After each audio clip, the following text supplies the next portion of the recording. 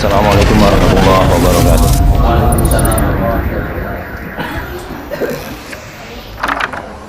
Jadi Ikhwan Fiddin rahimallahu wa iyyakum, sabar itu adalah sesuatu yang sangat dibutuhkan dalam kehidupan di dunia ini. Apapun juga profesi orangnya, kalau ingin sukses, mau tidak mau dia harus sabar. Tapi sabar yang seperti itu sabar dalam makna bahasa, yaitu sabar kauni dalam rangka menahan diri, bersabar, ya, tidak tergopoh-gopoh, tidak gerusa-gerusu. Itu sifat yang sangat dibutuhkan setiap manusia kalau ingin sukses dalam hidup di dunia ini. Tapi khusus orang beriman tidak cukup dengan itu saja, harus sabar yang diridhai Allah Ta'ala, atau sabar sesuai dengan tuntutan syar'i, yaitu yang terpenuhi 3 syarat.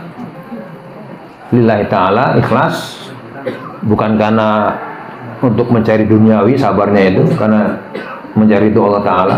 Yang kedua, dia tidak menumpahkan keluh kesahnya berharap kepada sesama makhluk. Yang ketiga adalah di saat pertama dia mengalami musibah terutama, maka disitulah dia sabar yang disyariatkan. Itu timing sabarnya di situ yang mempunyai nilai. Kemudian sabar itu hukumnya bisa macam-macam. Dia bisa wajib. Semua hukum taklif yang 5 ini bisa masuk semua. Sabar itu bisa wajib hukumnya, bisa mandub atau sunnah, bisa makruh, bisa haram, bisa mubah.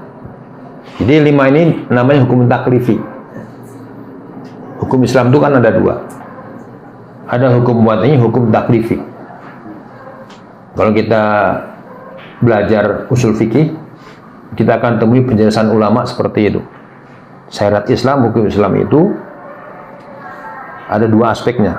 Pertama, aspek wad'i namanya, atau aspek yang terkait dengan kondisi, seperti sebab, kemudian ada sebab, ada surut, syarat, ada mani, ada apa lagi, ada sihah, itu sah atau tidaknya, batal atau enggak batal, ada azimah, ada rukhsah. Ini ada 5. Taklifi juga 5, ada wajib, ada sunnah, ada haram, ada makruh, ada mubah. Ya, itu sekedar alur saja ya, sekedar tambahan penjelasan. Karena itu ranahnya itu usul fikih. Jadi sabar wajib itu bagaimana? Sabar yang wajib.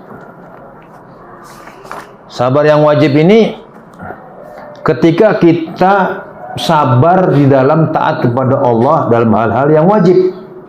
Misalkan kewajiban menjalankan sholat 5 waktu.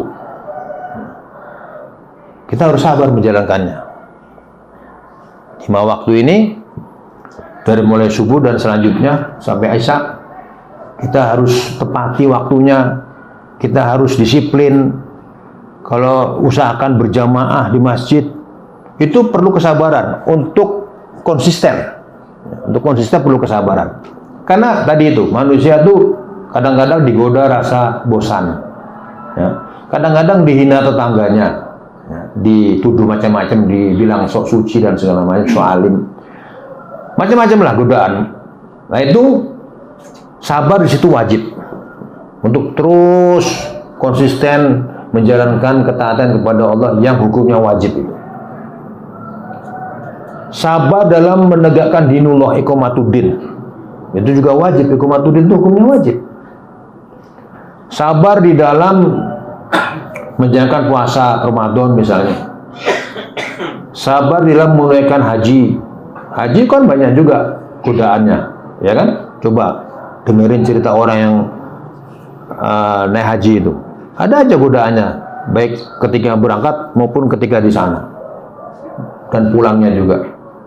Itu kalau nggak punya sabar ya bisa berantakan itu ibadahnya, bisa-bisa ditolak, tidak mendapatkan apa-apa, hanya capek saja.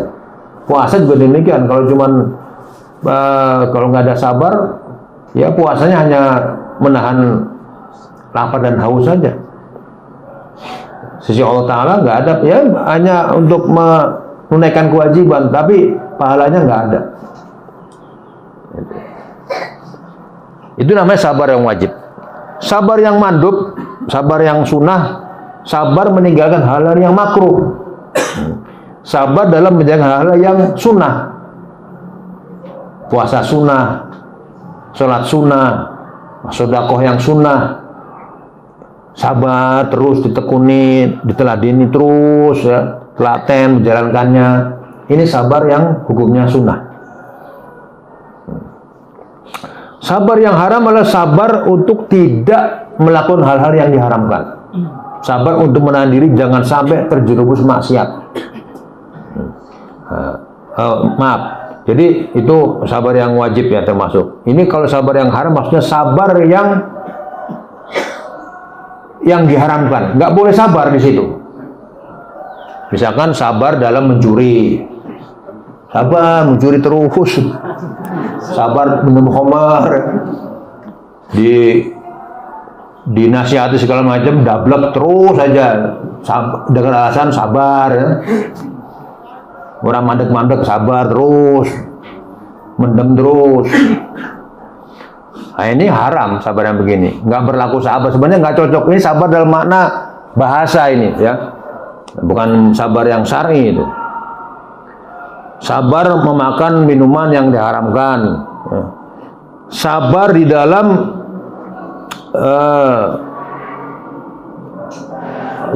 dalam apa namanya tuh? Meniti jalan yang menuju kehancuran pada dirinya dalam bentuk apapun juga.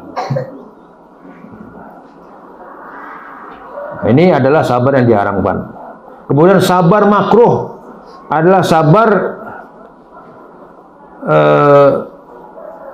yang hukumnya makruh. Artinya di situ kalau dia sabar dia terkena hal-hal yang dibenci sebenarnya, yaitu dia tetap menikmati makan minuman yang membuat mudarat bagi badannya. Ini kadang-kadang kita terlibat juga ini, sabar makruh ini.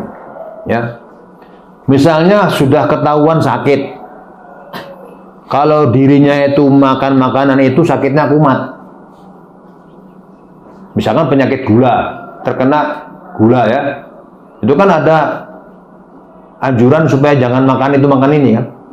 Tapi ini dilanggar dengan alasan sabar. Ini sabar yang makruh ini.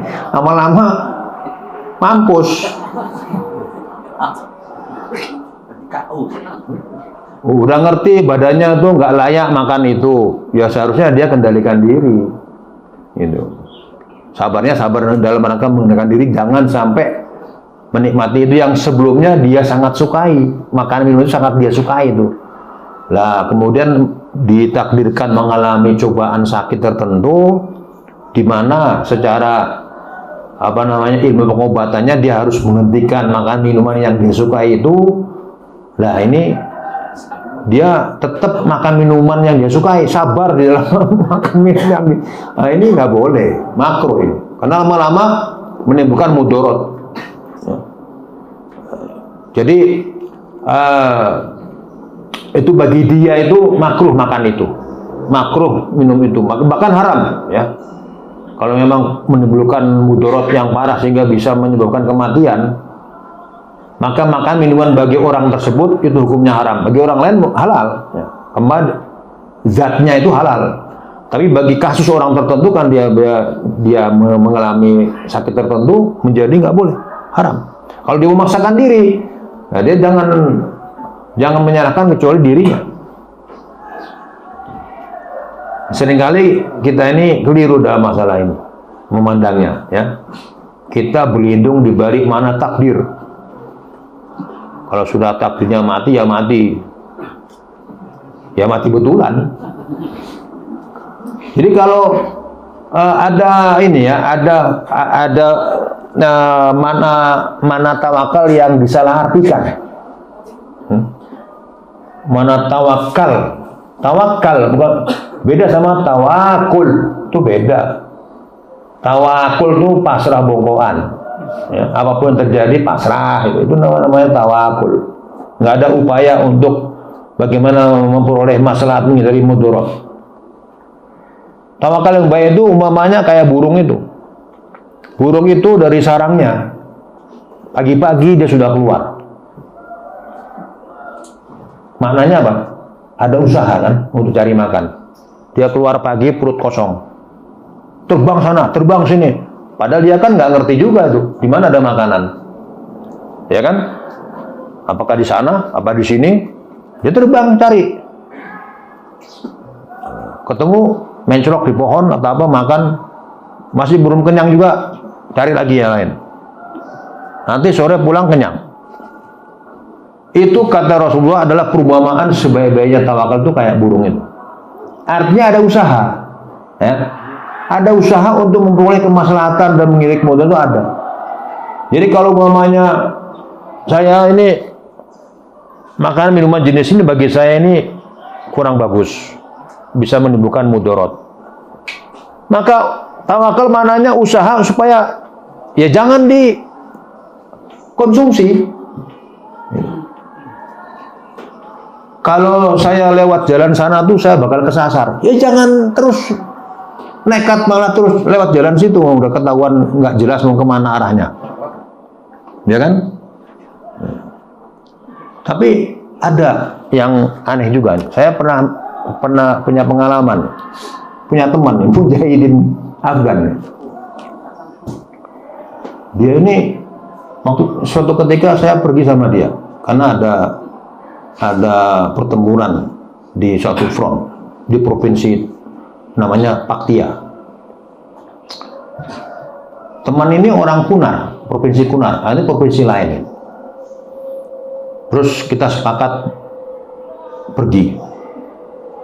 Habis itu perjalanan sedemikian rupa sampai kepada titik di mana kita nggak bisa lagi pakai mobil, kita jalan kaki. Nah, ketika perjalanan itu, ya, kita ada guide orang situ, jadi bertiga. Saya ngikutin guide itu aja, yang orang situ, warga provinsi Paktia. Teman ini provinsi Kunar, dia jalan sendiri. Jadi dia kadang-kadang dia sering maju ke depan sendiri gitu. Padahal di depan tuh nanti ada ketemu jalan kan, jalan lewat ini, bukan jalan raya gini, jalan pegunungan itu. Naik turun gunung, lembah turun ke lembah, naik tuh. Jadi jalannya itu nggak jelas, nggak ada petunjuk jalan tuh nggak ada. Kalau nggak hafal jalan ya kesasar. Nah dia nekat, saya kasih tahu sama dia, ente jangan sok tahu, ente itu bukan orang sini. Ikuti aja dia ini nih, kita di belakang dia aja. Nanti ente tersesat kalau kayak gitu caranya. Nggak mungkin tersesat. Kenapa nggak mungkin? Saya kasih tahu ya, dunia ini bulat. Kalau kita jalan terus saja, kembali ke titik semula, nggak mungkin tersesat. Iki angel bantai dia. Saya diem aja, udah repot deh ngadepin orang.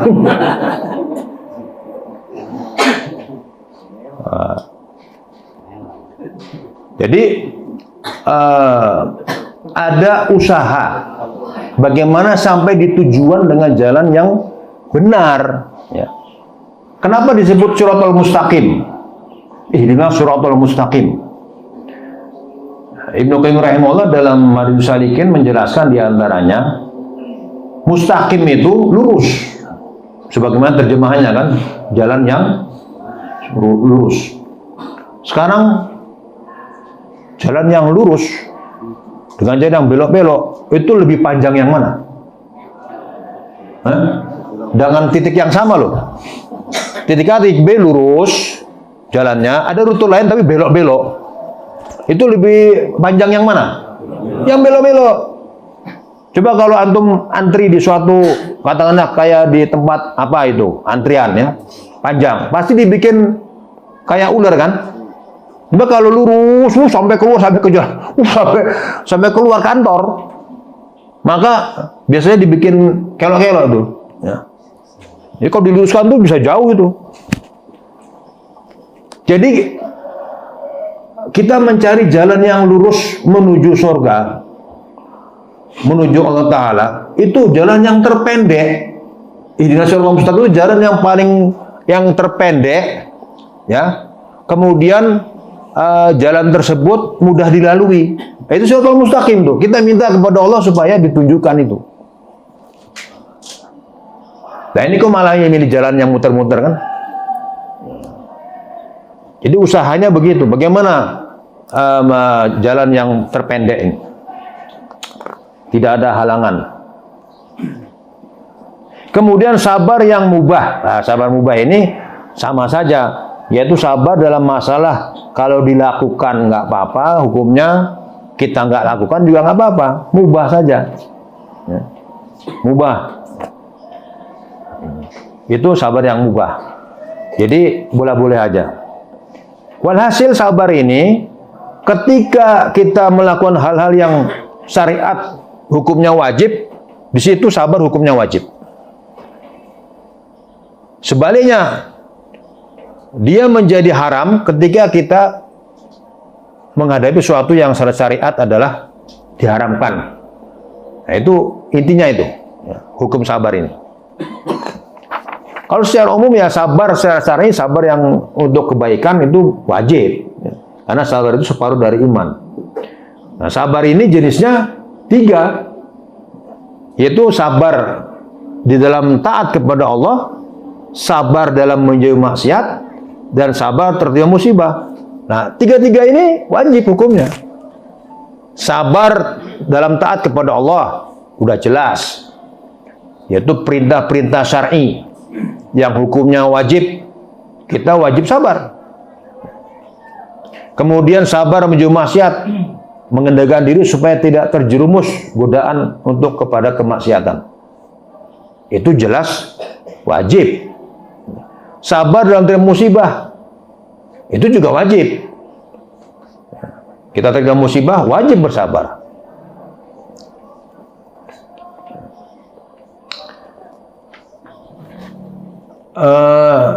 Di dalam hidup ini, Allah SWT menunjukkan kepada kita mazhar atau manifestasi dari sifat-sifat Allah Ta'ala. Jadi misalnya hidup ini kan cuma 2 tadi. Kalau nggak nikmat, musibah. Seseorang suatu ketika mendapat nikmat, tapi di waktu lain dia berubah menjadi mendapat musibah. Seseorang suatu hari sehat, suatu hari yang lain sakit. Para nabi juga demikian. Ya. Ada nabi yang Allah berikan kenikmatan sampai dia berkuasa, tidak ada tandingannya, yaitu Nabi siapa? Nabi SAW, raja dunia. Bahkan bala tentaranya bukan hanya manusia saja, binatang dan jin. Mana ada sekarang ini seperti itu? Nggak ada. Buktinya itu minta bantuan dukun santet, hujan berhenti, nggak berhenti. Di mana itu? Nah, nggak mempan. Ya. Nah, ini Nabi Sulaiman alaihissalam ngerti bahasa binatang. Mana ada lagi orang, itu permintaan beliau, tidak diberikan kepada makhluk sudahnya lagi, udah. Tapi ada nabi yang dibunuh oleh kaumnya sendiri, seperti Nabi Zakaria, Nabi Yahya alaihissalam, diburu oleh Bani Israel, dibunuh. Kenapa Allah tidak menolong? Itu kan utusan Allah, hamba Allah. Karena ada hikmahnya itu. Taqallubul aqdar namanya, taqallubu al-aqdari.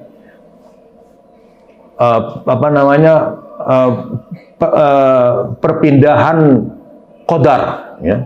Si fulan qadarnya mengalami ini, si fulan mengalami ini. Bahkan satu orang saja mungkin mengalami qadar macam-macam. Kadang dia musibah, kadang nikmat. Kadang dia sepanjang hidupnya nikmat semuanya. Sementara orang lain selama hidupnya musibah terus, ada yang begitu.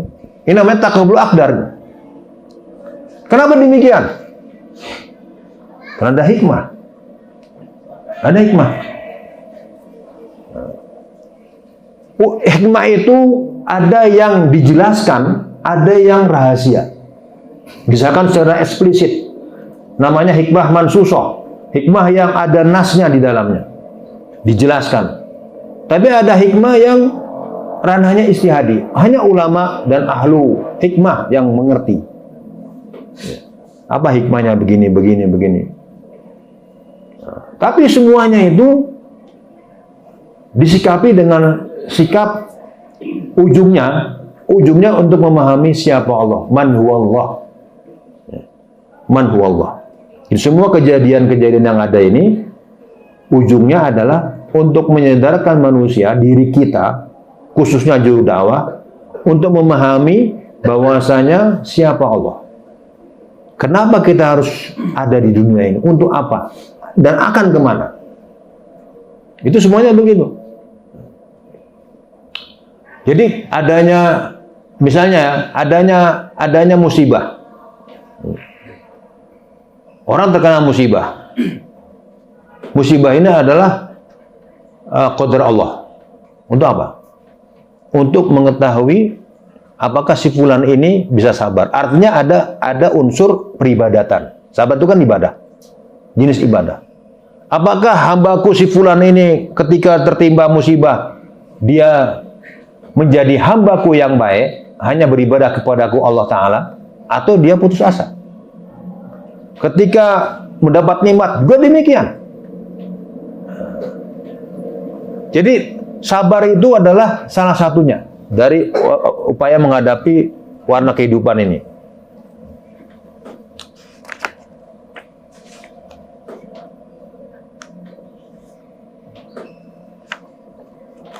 Kalau kita kaitkan dengan masalah dakwah ini, masalah sabar taat kepada Allah ini banyak sekali penghalangnya. Dakwah itu kan perintah Allah Ta'ala. Jadi kita berdakwah, mengajak masyarakat, mengajak keluarga kita, pertama-tama tetangga kita, agar supaya taat kepada Allah Ta'ala, itu bukan tanpa halangan. Saya kira ini antum dalam kehidupan antum bisa merasakan.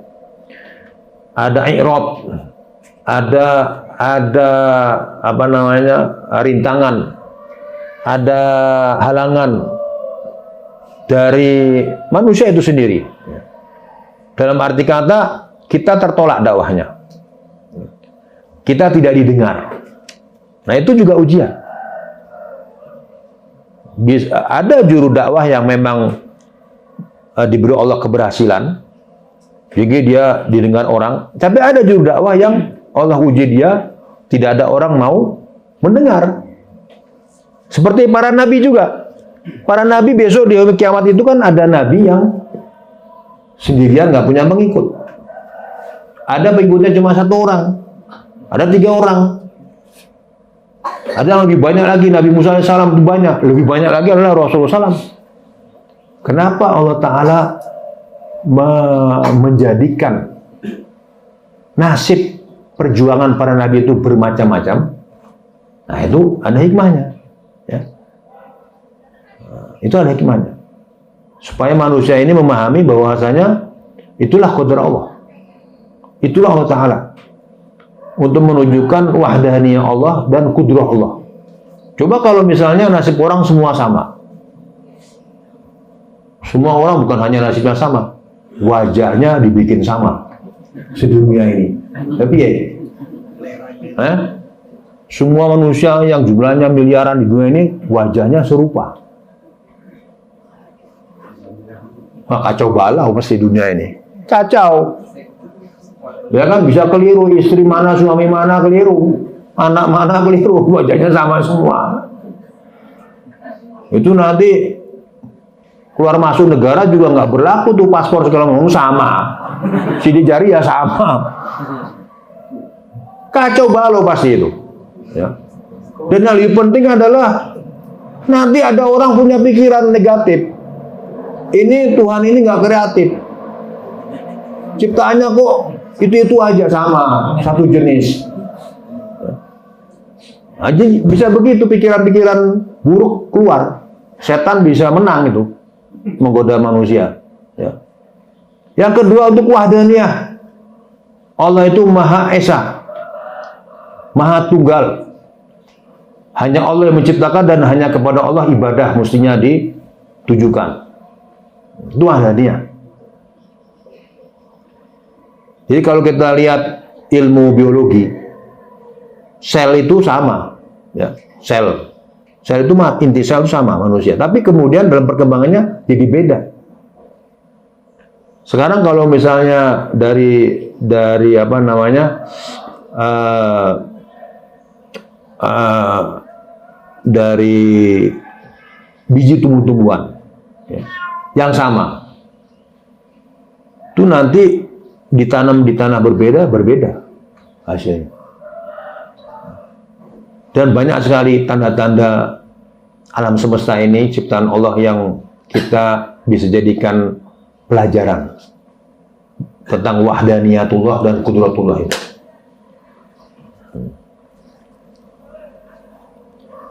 Sehingga dakwah juga demikian.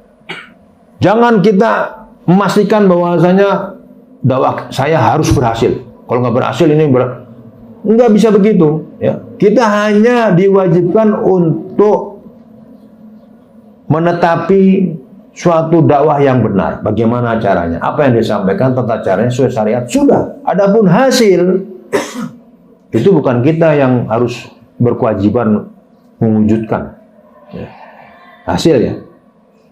Sehingga apapun hasilnya itu namanya tawakal. Kita serahkan kepada. Tapi usaha kita itu sudah sesuai dengan tuntutan syar'i. Itu yang paling penting.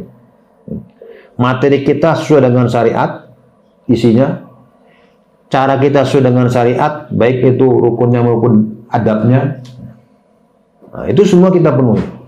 Setelah itu, apakah ada orang mendengar, tidak mendengar, apa? Itu kita tidak terkena kewajiban. Kemudian yang kedua, bisa jadi halangan itu bukan hanya orang tidak mendengar. Orang justru mengganggu. Melalui perkataan perbuatan, mencela, mencaci maki, bahkan menghalangi. Ya kalau umpamanya tempat misalkan nggak diberi izin dan segala macam lah, ya diganggu, dibilang macam-macam lah, tuduhan macam-macam negatif. Itu juga adalah al-aiq ataupun rintangan-rintangan dakwah. Ini harus siap sejak awal. La tublawunna fi amwalikum wa anfusikum wa la tasma'una min ladina utul kitaba min qablikum wa min ladina asyraku adan katsira. Pasti kalian akan diuji dalam hal harta kalian, diri kalian, dan pasti kalian akan mendengar dari orang-orang yang telah diberi kitab sebelum kalian, yaitu Yahudi Nasrani, dan orang-orang yang berbuat kesyirikan selain dua itu, dan katsira, gangguan yang banyak. Wa in tasbiru wa tattaqu fa inna dzalika min azmil umur. Dan jika kalian sabar dan bertakwa, maka sungguhnya yang diberikan itu adalah termasuk azmil umur. Azmil umur yaitu termasuk urusan yang termasuk sebaik-baiknya urusan, termasuk seutama-utamanya urusan, termasuk seluruh-seluruhnya urusan, termasuk adalah perkara yang paling terpuji. Ibnu Katsir rahimahullah mengatakan dalam tafsirnya ini, faqulu man qama bihaqqin au amrin bi ma'rufin au nahyin 'anil munkarin fala budda an yu'dha fama lahu dawa illa sabr fillah wa isti'anah billah wa ruju' ila Allah. Semua orang yang menegakkan kebenaran, beramar ma'ruf nahi munkar, pasti akan diganggu. Pasti akan diganggu. Maka tidak ada obat kecuali dia bersabar dalam taat kepada Allah, meminta bantuan Allah, dan kembali kepada Allah Ta'ala.